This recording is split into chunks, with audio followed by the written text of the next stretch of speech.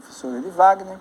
Vamos continuar, então, os nossos conceitos fundamentais de ética a partir dos conceitos de racionalidade e liberdade. Nessa aula eu vou aprofundar um pouco mais, essa questão da racionalidade humana e da liberdade humana e tentar entender quais as implicações desses conceitos para o universo da ética, para o universo da moral. Não é? Então, antes de entrarmos nas questões que dizem respeito à cidadania e sociedade, nós vamos nos ocupar um pouco com alguns princípios da ética ainda nessa aula. Então, a ideia de racionalidade e liberdade, que já vimos na aula passada, né?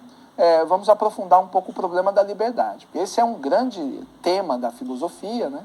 Muito já foi escrito, né, na história da filosofia, na história da ética, na história do direito, na história da civilização humana, sobre a capacidade humana de agir livremente, né? Então, a questão do livre-arbítrio, do servo-arbítrio, né?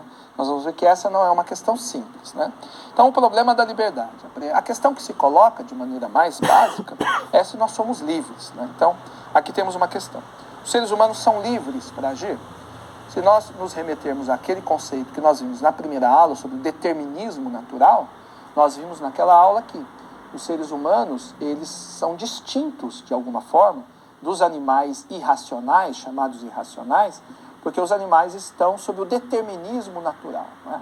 Os animais nascem programados geneticamente, programados instintivamente, para ter sempre o mesmo comportamento. E como a ética trata de ações e de comportamentos, nós já vimos das ações humanas que geram conflitos sociais, de grupos, entre duas pessoas, né? Sempre que a gente tem um universo ético, né?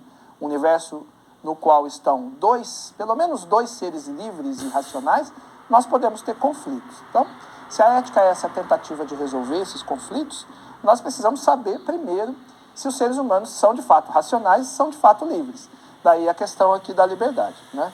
Existem duas teses principais, né, que vão determinar na história do pensamento humano a tese do livre-arbítrio e a tese do servo-arbítrio, né? Essa segunda é menos conhecida, né? Então, por quê? Porque nas sociedades em geral parte-se do pressuposto de que todos são livres, né?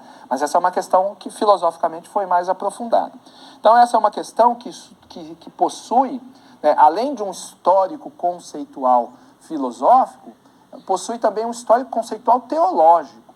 Por isso que todas as pessoas que têm uma espécie de formação ou uma introdução a qualquer cultura religiosa, principalmente as culturas religiosas do monoteísmo, né? Judaísmo, islamismo, cristianismo, elas conhecem